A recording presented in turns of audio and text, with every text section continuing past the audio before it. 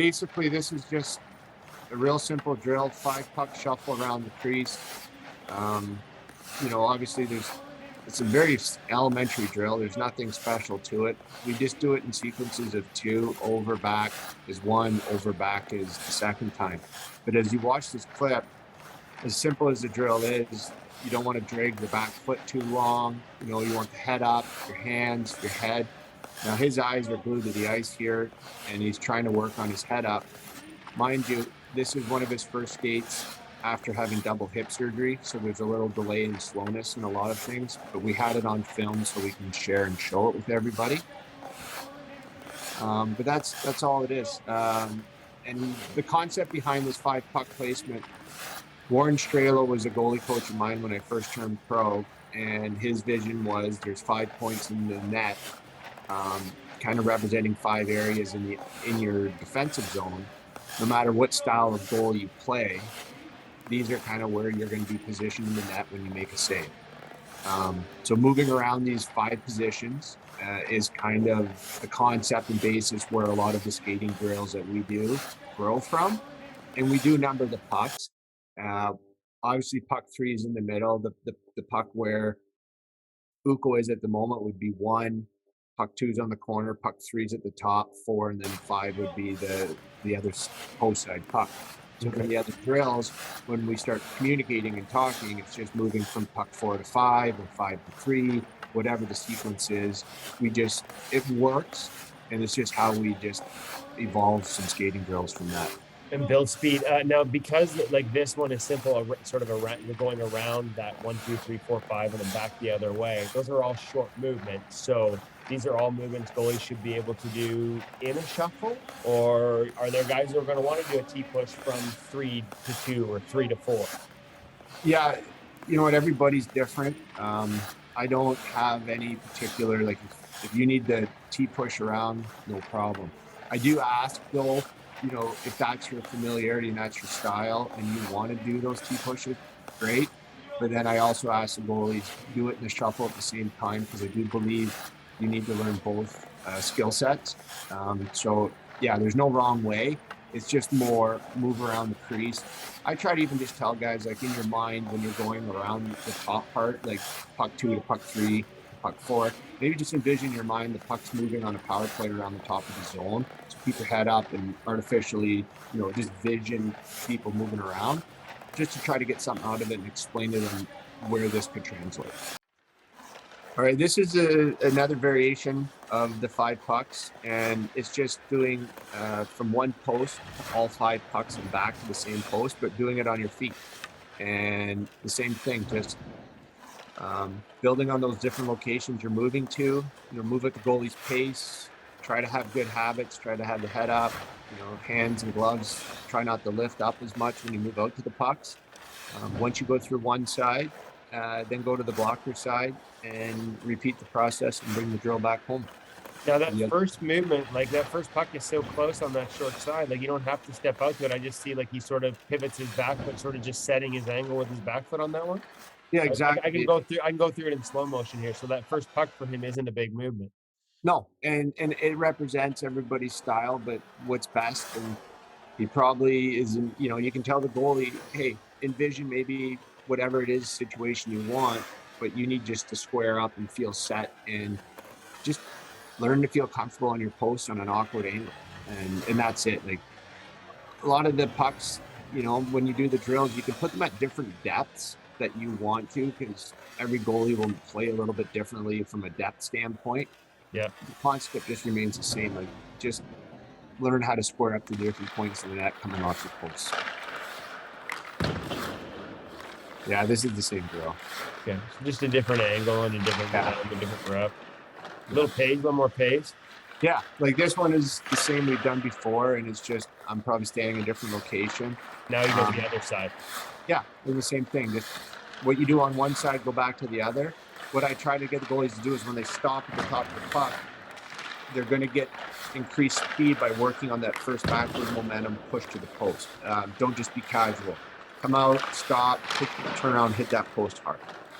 Just working on speed, but maintaining some level of integrity of your technique. and not just rushing through the drill.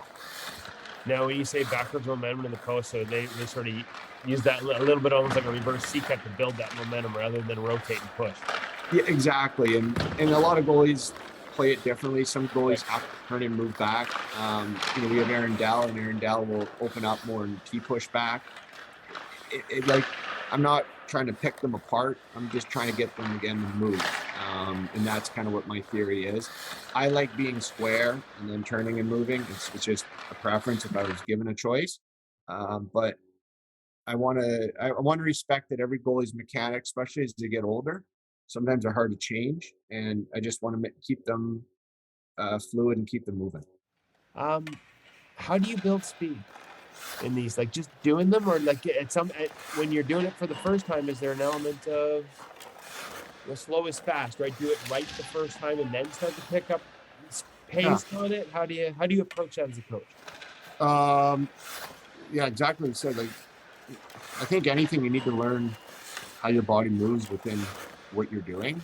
Once you kind of go through it and the muscle memory's there, you can give them some focal points of you can get speed by how are you pushing off the post? Like, where's your leverage with your foot? Um, at the transition points of direction, when you stop coming out of the puck, the motion backwards is where you can get some speed. And sometimes I'll bark at them and, push, move back to that post, hit that post hard, and remind them to come back with some urgency if I feel they're not. And then it's the habits of, getting that back foot underneath you. I really, if I can, I wouldn't want my goalie to drag his back foot along. And it's just reminders, and you're, just subtle. And physical strength comes too. Sometimes guys just have, weak lower bodies or weak core, and the pushes and the little details fall because of it. Yeah, and this is a ladder drill. It's been around forever. U drill. You're just going in that movement. I'm sure many, many people have this drill. It's not earth shattering. Yeah. He's coming back from a leg here, so he's a little tender and probably going slow. But the concept is being in your reverse, going post to post, out to the top, back in, moving at your comfort, moving within your pace. Try to have your feet probably a little more narrow underneath you. But again, this is coming back from an injury, just trying to feel his body and feel comfort with movements you'll do in a game every day.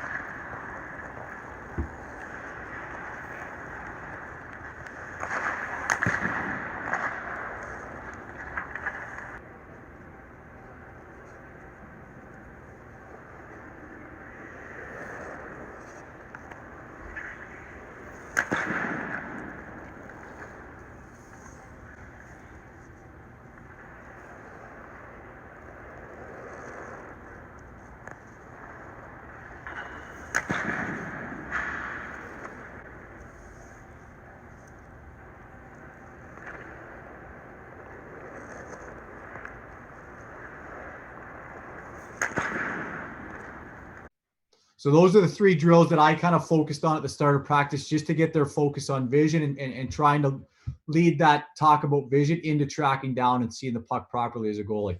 Now, the last part I'll talk about is Ilya Samsonov. He came here in 2018-19 was his first year. He's coming from Russia, played in the KHL, and a highly touted draft pick, a first-round draft pick, tons of skill, tons of natural abilities. Instincts are outstanding.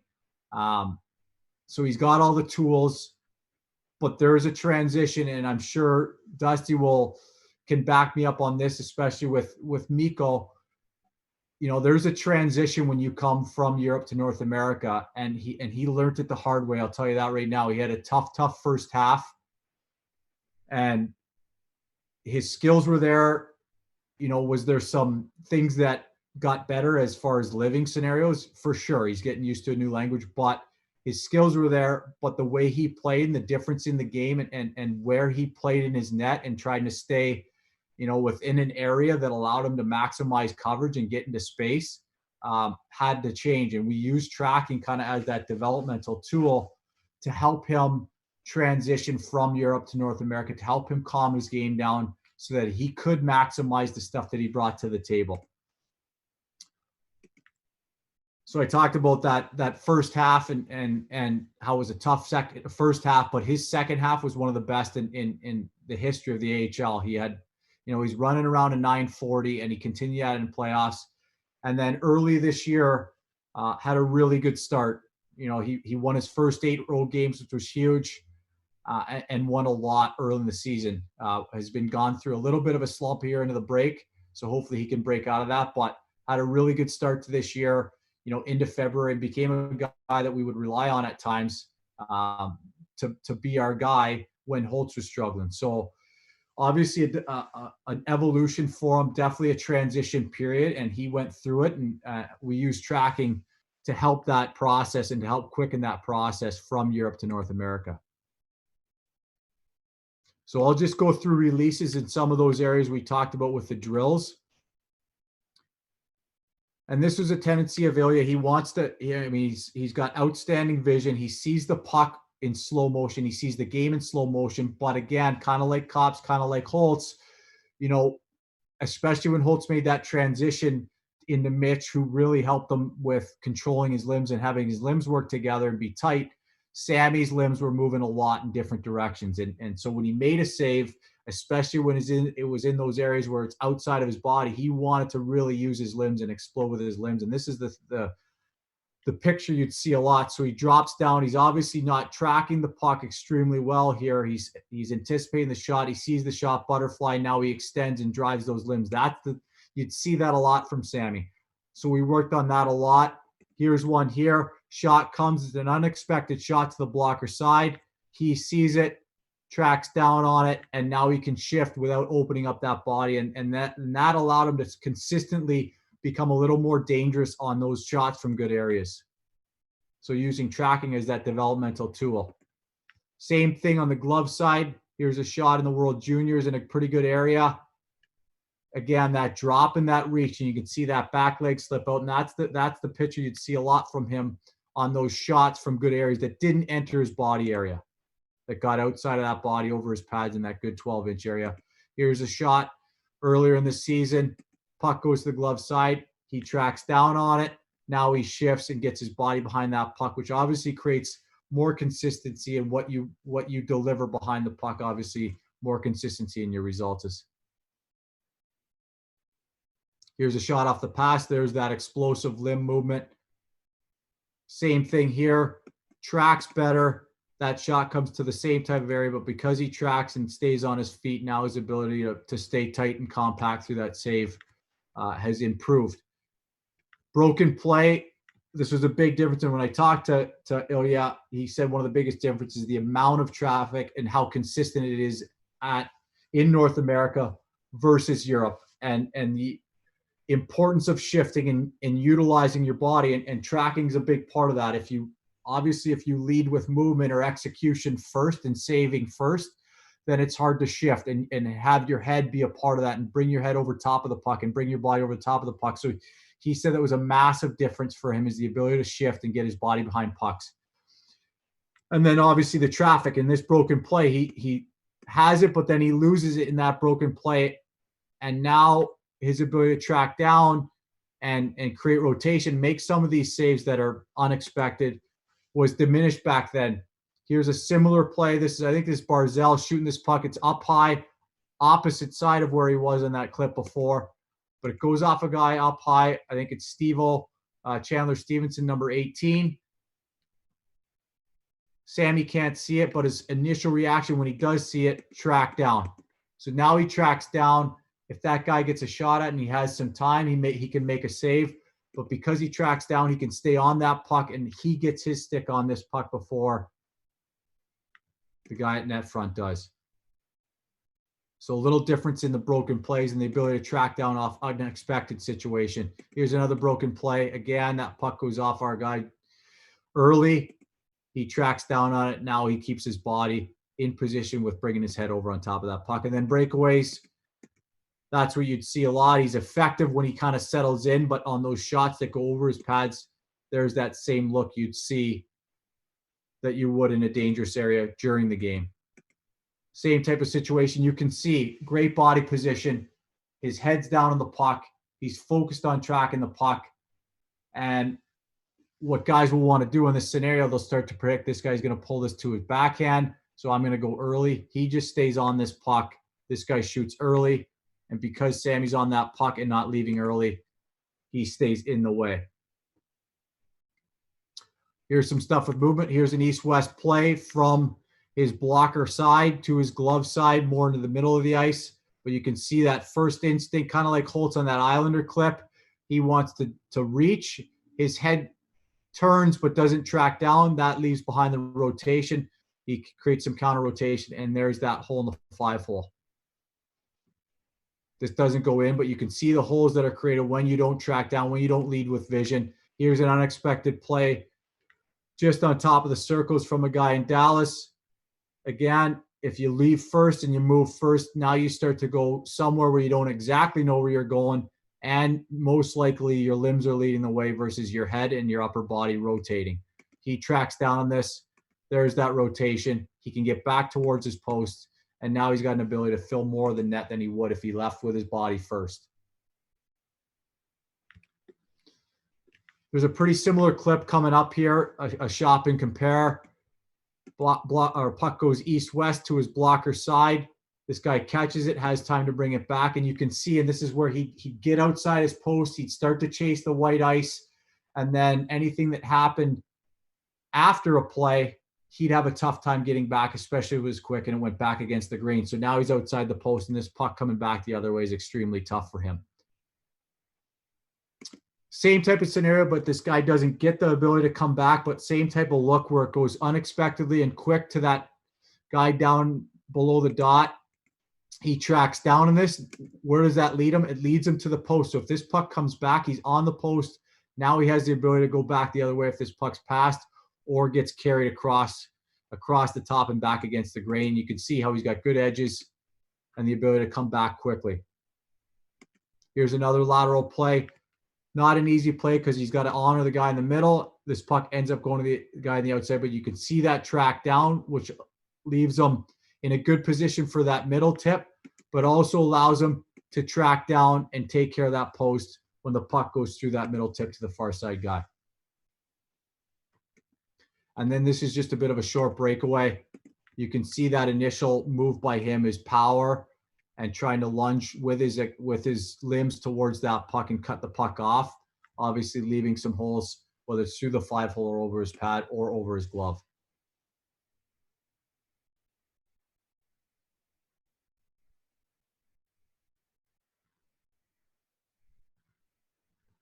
Here's a play in Hershey against Charlotte. Quick play from the forehand to the backhand. You can see that initial motion to track down, which allows his body to stay with it and then push and pull tight with his 5-hole. Little in tight breakaway.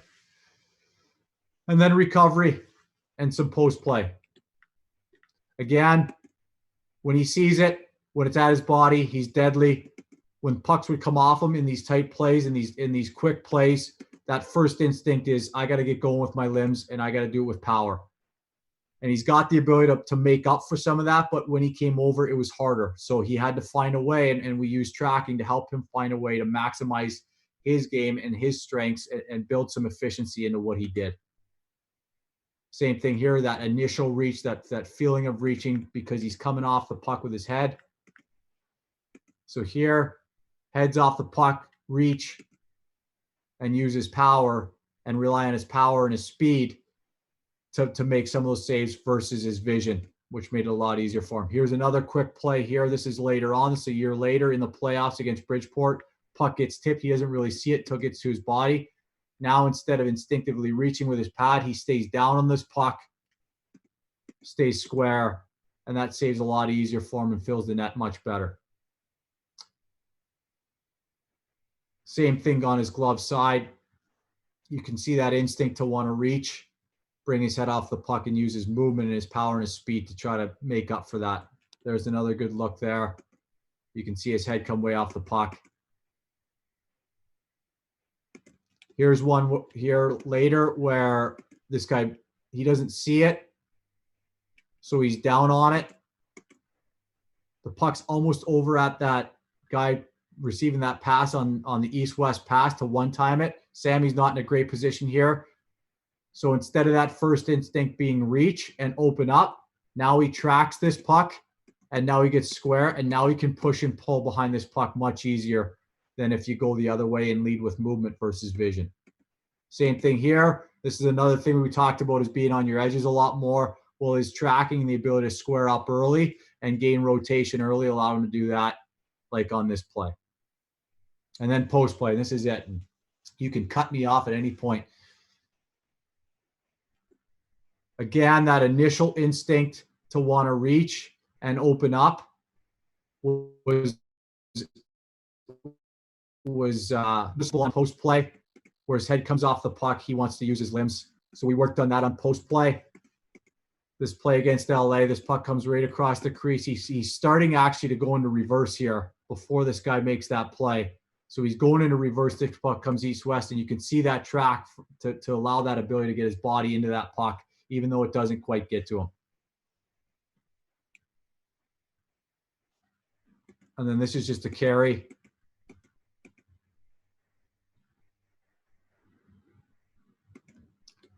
A good kind of compare clip coming up. You know, he gets his body up and into the post to seal that off, but you can see and take notice of his head after and how his head moves and how his body moves. You can see his head come way up and off the puck over his shoulder, and that's a telltale sign. If you're not tracking properly, your head's going to come over your shoulder. That's where you want it to stay down and inside your shoulders, obviously looking down at the puck. But you can see his head come way off the puck. And now if this guy shoots it early, like in the next play, there's some space there. And obviously the more space we leave as goaltenders consistently, the more those pucks will find holes. Mitch Korn, more holes, more goals. That's a Mitch Korn saying. Same type of saying here, or same type of situation here. So he's up against the post. He's actually getting up from his reverse. This puck gets passed to Crosby for a one-timer. So now if you look at the previous scenario, if his head comes dramatically, now it's not perfect here, but if his head comes dramatically up and away from him and he reaches, that hole that was available over the pad now becomes a big problem in this play. But because he tracks down a little better through his shoulders, now he can close off that hole. Now he can get his body to the post on a quick play that would have been a big problem for him on that previous scenario. So tracking on post play became a part of his development. And then this one here is a good one. He's just going down into reverse. And this is what we talk about, how a foundation of tracking and leading with vision can make up for some things that happen in a game that are unpredictable, that you make a mistake on, that you get caught in transition. So here he's caught in transition going down to the post and into it. And now this puck comes east-west. If you don't track this puck, almost every goalie is going to want to reach and open up. If you track it, now you got a chance. Even though this goal was called back, so still a goal, it's still a situation where over time, if you do this 100 times the way he plays it, he's going to at least give himself a chance much more than he would if he opens up, if he reaches, if he comes off that puck. So this puck goes east to west while he's in transition, going down into the blocker. He tracks it, and now he can get at least his upper body square into that puck. And even though that goal counted, he caught it in his glove. It's still a good look for him over time. And tracking can make up for some of those quick, unexpected scenarios. Here's the last couple clips here, I think. Hopefully I'm right on that. Just to pass out here, and you can see he wants to move and anticipate that puck going low versus letting vision lead the way and obviously giving himself a better chance with his body. Almost same type of scenario, quick play. He tracks down on it, and now he stays bigger and has the ability to adjust to it and keep his head on it and get into that post with his shoulder versus dropping down into a butterfly and sitting down on it, leaving more up net or more net up top. That's what I got. I hope I got something from you. I mean, I guess the summary is, and again, I've kind of built it up in my mind to help simplify it for me because of my education, my knowledge base from Lake State. I wanted to keep it simple, and I give Schwartzy some credit because when we talked about it, the bell went off a little bit. But in the end, what I've talked about with these goalies, if we can get goalies understanding the priority of vision and how important it is, especially when it leads the way. And then obviously the other point to that is vision in net is a little different. So we need to focus on how they use their vision and how they track down so that they can maximize how they see, which again leads movement and drives movement and then drives position. So that's what I got. Hope you got something out of it. And this is the last one. I just call it an ISO track where there's no shot, and taking out the shot changed a lot because they were allowed to focus on vision, allowed to focus on tracking without that threat of a shot. So it eliminated that anticipation and that change of position with their body and really allowed them to focus on tracking the puck and just showing them how easy the game can be, no matter how hard it gets when you lead with vision, when you track the puck properly.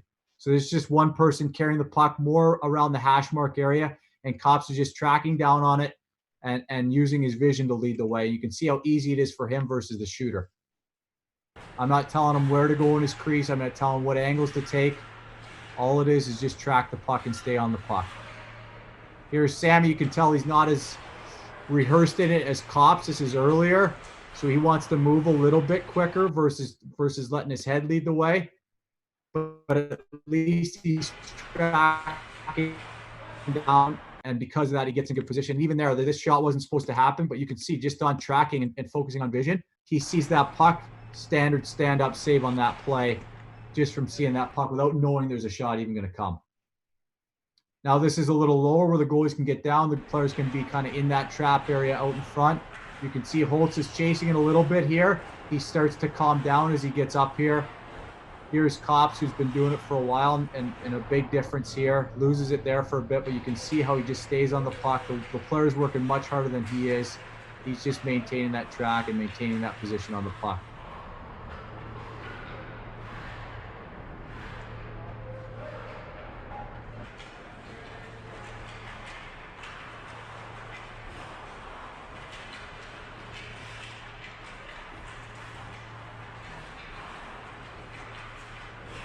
Here's two people, so now you can add two people. You can make it as hard as you want. As long as you take that shot out, or when you take that shot out and you focus on the tracking, you kind of get that desired output as far as the priority and how we want to move and how we want to see.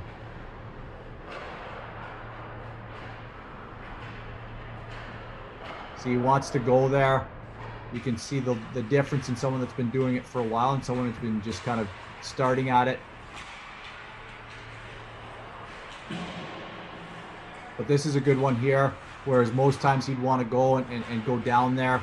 Here's one with just a little distraction. This is VTech.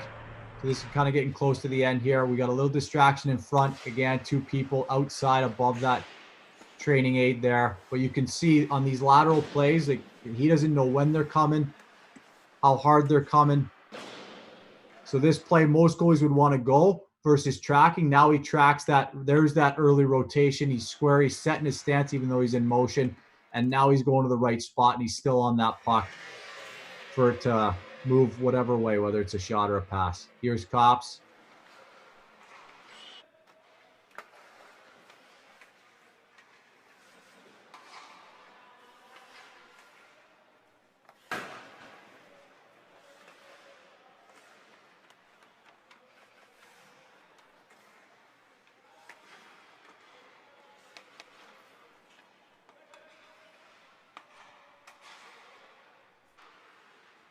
And then this is the last one here, and he's just down.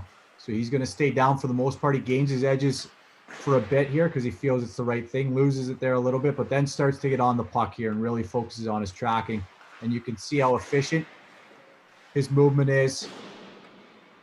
He's taking the right pass. He's square. And regardless of what they do, he's on the puck and filling space as fast as possible, as efficiently as possible.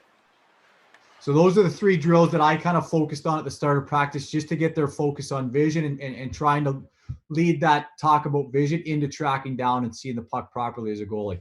So the next drill I worked on was, okay, we want to add some movement here, but I want to add vision to this and add tracking to this lateral movement drill where I just release it. Again, I wouldn't tell him where I'm shooting it, and I wouldn't tell him when I shoot it. In this first part, I give Sammy a little time. So when he goes blocker to glove, I give him a little time, and you'll see when we switch over the other side, the first one, he's got a little time to set. But then as I go along, I give them less time to set, and I can shoot whether they're stopped or in motion. When I talk about set, again, I mean, what do they look like when they're in their stance, when they're moving in their stance, when they're stopping in their stance. So I just say go. Normally I have a puck. I'm hoping I have a puck set up out there. If I don't, my fault there. But I'd have a puck set up where they set up on, and then when I say go, they got to track, get vision on it, and then obviously let that lead the way into their movement.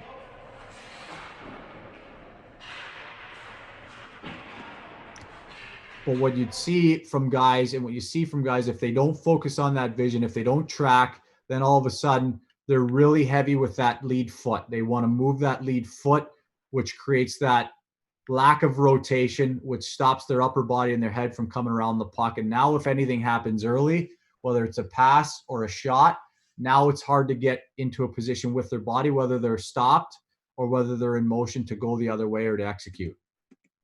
So Sammy's not perfect, but he gets early enough vision. Now you can see he's square early in that push. And now if I shoot, he can make the save. And he's a much better set position through his movement. You can see through his stop. There's not a lot of wasted motion. And now he can shift and stay tight into that puck. Now this is just a little lower. So now this is one with Holtz. So now I'm a little further out. Now I can shoot at any point. So I can shoot basically, like I can shoot right on there's rotation. I can shoot when he sets. I can shoot while he's in the middle of his movement. So now if they don't get good vision on it, you'll see they don't even see the puck because they're not seeing it properly. Is there a better way to do this? Yes, it'd be better if he tracked down on this puck to create that earlier rotation, but his focus is on vision. When you can see it well, your body gets square earlier, and then your ability to execute is much better because your vision on this puck is better. So now I'm shooting this at any time, and they got to make the save regardless of whether they're in motion or stop. Same thing on Sammy. And this is what you'll see the odd time. This is like me and Schwartz used to play. You'll see this the odd time where it'll be a save that is completely outside the box, especially for a guy like Sammy. But it's based on seeing the puck. And so this is some of the things I would look for is, okay, he's tracking early. He's got early vision. He's square early. So he's seeing this puck well. And because he's seeing it well, he basically says, what's the best piece of equipment I can put in front of this puck, even though it's maybe not conventional, it's not a butterfly, it's not a slide. You'll see some of that just based on good vision. Is it an ideal execution? No. Is it going to build consistency? Probably not. But it's a bit of a telltale that his vision is focused and his tracking is focused. So now this is up to down. This is where Holtz would really want to swing away. And a lot of goalies want to swing away. That east-west quick lateral play down and tight, they want to really load and go with it. And what happens is they leave their head and their upper body behind. Now, ideally, he's tracking down. He's not doing the best job he can with tracking down, but at least his vision is coming around. It's allowed him to see it, and now it's allowed him to execute. And at the very worst, get square late. Ideally, it's early through tracking down, but at least it gets around there, and at least he can see it early and make saves, even though he's in motion, even though he's coming down. Again, I'm not telling him when I'm shooting it, where I'm shooting it.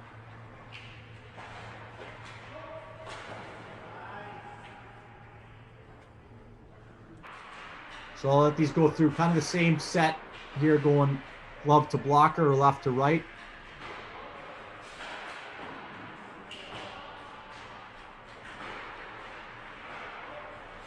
I'm not telling them where to go on the ice. I'm not really telling them to make sure you're square. It's letting vision kind of lead that movement, lead that position. And when you do give them time to get set, it's amazing how quickly they can get their feet stopped and how good a position they end up in when they do stop their feet. So now I'm going early with it. So for Holtz, what he would want to do is he'd really want to swing. And even though he's not tracking down perfectly, it allows him to see the puck well.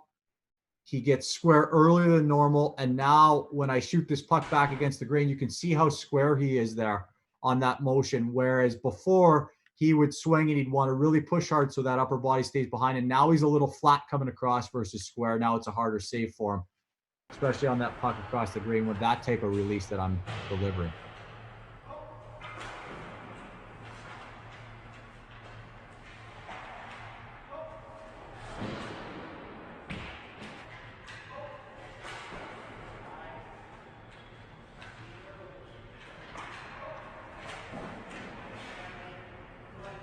You can see that execution from skating into down is pretty simple. And when I talk about being set, that's a telltale sign that they're set in their stance, whether they're in motion or they're not.